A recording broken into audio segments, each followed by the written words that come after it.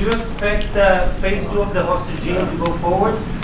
Let me talk to you later. Mr. President, you managed to get this deal done. Some say, a lot of people say that the men who managed to do that should get a Nobel Peace Prize. Do you think that you'll be able to get all the hostages back home? And what would happen if you hear from the Israelis? They will never give me a Nobel Peace Prize. What would happen?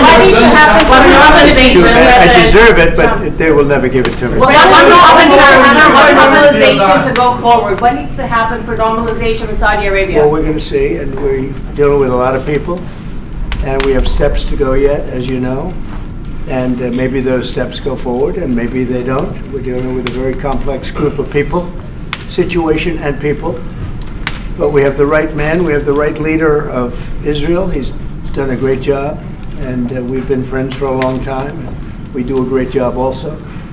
And I think we have a combination that's very unbeatable, actually. Can I ask you, what would happen, Mr. President? What would happen, Mr. President? What would happen if you hear, Mr. President? Wait. Where is that person? Where's that person coming from? Come on. Yeah, Mr. President, what would happen if you hear from the Israeli side today that they're not willing to go through with the deal to get all the hostages back home and finish the war? We'll see what happens. Whatever happens, we'll be prepared to handle the situation. Are the Saudis demanding a Palestinian state? Mr. President. Are the Saudis demanding a Palestinian state? No, they're not. No. Are they demanding a path towards a Palestinian state or any other recognition of that Everybody's sort? demanding one thing. You know what it is? Peace. We want peace. We want people to stop being killed. But everybody's demanding one thing. Very simple, peace. And he wants peace also. Mr. President, do you think it's politically possible in Israel to get this deal done until the end? To get the deal done? Yeah. Sure. I mean, is it politically Why wouldn't a deal get done? A deal can get done. We'll see what happens. We're dealing with very complicated people. But a deal can absolutely get done. Mr. President, support an Israeli strike on Iran. We'll see what happens. President Trump, I have one for Prime Minister Netanyahu. We have heard Joe Biden and Donald Trump take credit for the hostage and ceasefire deal. Who do you think deserves more credit? I think President Trump added great force and powerful leadership to this effort. I appreciate it. He sent a very good emissary. He's helped it along. And, you know, I'll just tell you, I'm happy that they're here. And I'm sure the President is happy that they're here. And I would think that's about enough. Prime Minister, what about Elizabeth Surkov, the Israeli hostage held in Iraq? What about the Israeli press taking a press conference in Israel and not in Washington? We would love to take a press conference A few more questions. Prime Minister Netanyahu, do you support going forward with this deal and getting all the hostages out? I support getting all the hostages out and meeting all our war goals. That include destroying Hamas's military and governing capabilities and making sure that Gaza never poses a threat to Israel again. Are you willing? All three. Are you willing to? Are you willing to go together? Are you willing to promise to Trump's vision to bring all the hostages out? I think that I should talk to President Trump. Okay. I'll ask. Do you agree with Trump's vision of getting all the hostages back home, even if it means to end the war? Well, I'm not sure that you articulate correctly what the President's vision is. You can ask, he can speak for himself. He does that very, very well.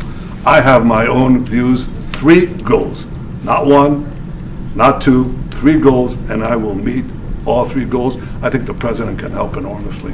He brings fresh thinking. Any address to the fact that terrorists who murdered hundreds of people released to their home or the part of the deal? It's a horrible thing. We can't forget it. I'll never forget it, and you can't forget it. And some people want to put it out of their memory, but we're not going to ever let that happen. It was a horrible day, October 7th. That was a horrible period of time. And a lot of people like to pretend it didn't happen. It happened. It's a big group of people that like to pretend it didn't happen, like the Holocaust didn't happen. Same mindset. And now we're going to get this thing wrapped up, and we're going to get it done. We're also dealing, I think, very successfully with Russia, Ukraine. We're going to hopefully get that one done at some point in the not too distant future. That's a complex problem also, but we solve problems. You know, when I left, we had no problem. There was no Ukraine and Russia fighting. There was no October 7th, there was nothing, and some very poor leadership led to a lot of problems and a lot of death. And it's a shame, but we'll put it out. We'll put out the fires. We have a lot of fires, but we'll put them out. Mr. President, why do you want to support the Palestinian state like the peace plan you presented in January 2020? Is this plan still on the table? Well, a lot of plans change with time, and a lot of death has occurred since I left and now came back. This death occurred not while I was here, but while somebody else was here. It shouldn't have happened. They shouldn't have allowed it to happen. It would have never happened, and that includes Russia, Ukraine would have never happened. Not even a little bit, not even a chance. But now we are faced with a situation that's different, in some ways better and in some ways worse. But we're faced with a very complex and difficult situation, but we'll solve the problem. From Gaza, out of Gaza, if not Jordan, Egypt, what other countries you think might accept Palestinians from Gaza? Well, I think Jordan and Egypt will. I know they've spoken about it with you, and they say they're not going to accept. I say they will. But I think other countries will accept also. I think that Gaza maybe is a demolition site right now. If you look at Gaza, it's all, I mean, there's hardly a building standing, and the ones that are going to collapse. You can't live in Gaza right now, and I think we need another location. I think it should be a location that's going to make people happy. You look over the decades, it's all death in Gaza. This has been happening for years. It's all death. If we can get a beautiful area to resettle people permanently in nice homes and where they can be happy and not be shot, not be killed, not be knifed to death like what's happening in Gaza. And right now you have in Gaza a very dangerous situation in terms of explosives all over the place, in terms of tunnels that nobody knows who's in the tunnel. The whole thing is a mess. And I think that if we can resettle, and I believe we can do it in areas where the leaders currently say no. I mean, I've been saying that with Mexico, having to do with the border and all of the things, and you saw what happened, 10,000 soldiers, and they're going to do a good job. I really believe that, and I believe Canada's going to do a good job also. They said the same thing, and then they did something much different than what you were hearing. This is a very, very difficult situation, but we're going to get it solved. I don't think people should be going back to Gaza. I think that Gaza has been very unlucky for them. They've lived like hell. They lived like you're living in hell. Gaza is not a place for people to be living. And the only reason they want to go back, and I believe that strongly, is because they have no alternative. What's the alternative? Go where? There's no other alternative. If they had an alternative, they'd much rather not go back to Gaza and live in a beautiful alternative that's safe. Mr. President,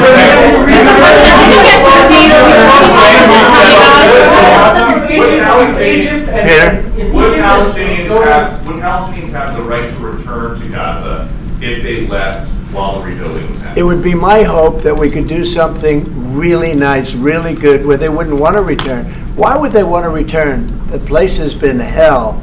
It's been one of the meanest, toughest places on earth. And right now, I've seen every picture from every angle, better than if I were there. And nobody can live there. You can't live there. So if we can build them through massive amounts of money supplied by other people, very rich nations, and they're willing to supply it. If we can build something for them in one of the countries, and it could be Jordan, it could be Egypt, it could be other countries, and you could build 4 or 5 or 6 areas. It doesn't have to be one area, but you take certain areas and you build really good quality housing, like a beautiful town, like someplace where they can live and not die. Because Gaza is a guarantee that they're going to end up dying. The same thing's going to happen again. It's happened over and over again, and it's going to happen again as sure as you're standing there, Peter. So I hope that we could do something where they wouldn't want to go back. Who would want to go back? They've experienced nothing but death and destruction. What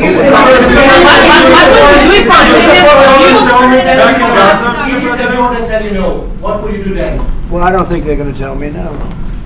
Mr. President, I don't think they're going to. I think they're going to tell Biden no, and I think they're going to tell other people no. So you think it will happen at the end? I think there's a good chance. Yeah, How I'd like many to see people are you thinking about? All of them. I mean, we're talking about probably 1,700,000 people, 1,600,000 1,700,000, maybe 1,800,000. But I think all of them, I think they'll be resettled in areas where they can live a beautiful life and not be worried about dying every day.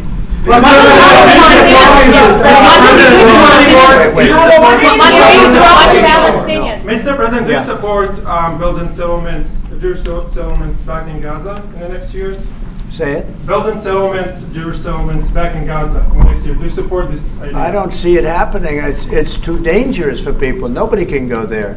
It's too dangerous. Nobody wants to be there. Warriors don't want to be there. Soldiers don't want to be there.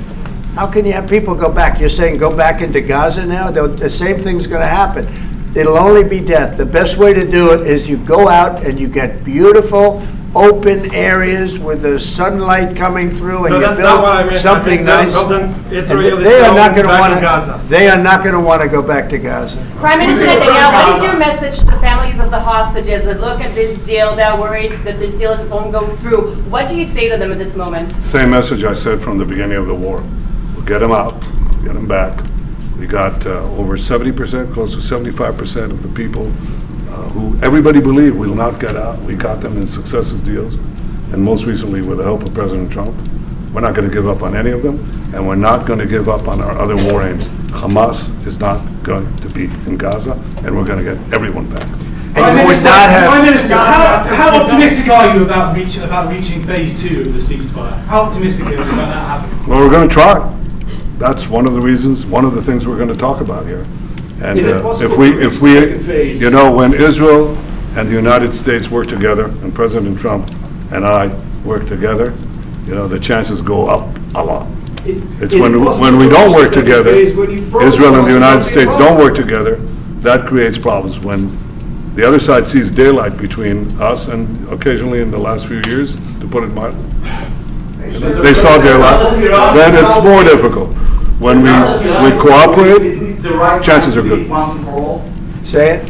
Now that Iran is so weak, isn't it the right time to give their nuclear facilities once and for all? So you say Iran is so weak. I appreciate you saying that. They're not weak. They're very strong right now, and we're not going to allow them to have a nuclear weapon. It's very simple. You know, I signed a very strong proclamation. Iran was in big trouble when I left. They were broke. They didn't have money for Hamas. They didn't have any money for Hezbollah. You had no problem. October 7th could have never happened. When I left, October 7th could have never happened. And frankly, Russia and Ukraine, as I said, could never have happened. They became very strong very fast. They sold massive amounts of oil to China and everybody else who would not buy the oil when I was president, because we said, don't buy the oil. And they became very rich very quickly. But they're not weak. They're not weak. They're strong. Doesn't mean they won't be weak. But you know what? We just don't want them to have a nuclear weapon. They can't have a nuclear weapon. The Prime Minister wants you to strike Iran. That's what he wants.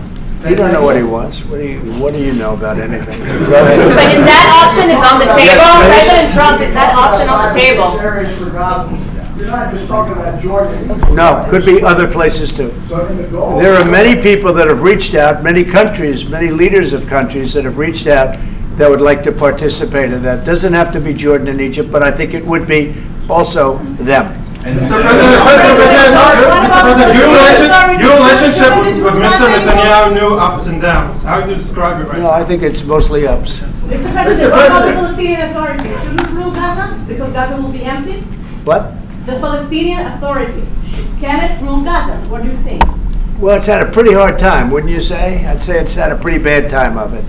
Mr. President, Qatar has, you've criticized in the past as a funder of terrorism, so is the Prime Minister. Do you think they're part of the solution or part of a problem moving forward? I think they're trying to help. Qatar is absolutely trying to help. I know them very well, and they're doing everything they can. Very tough situation, but they're absolutely trying to help. Okay, thank you very much, everybody. Thank you. Thank you.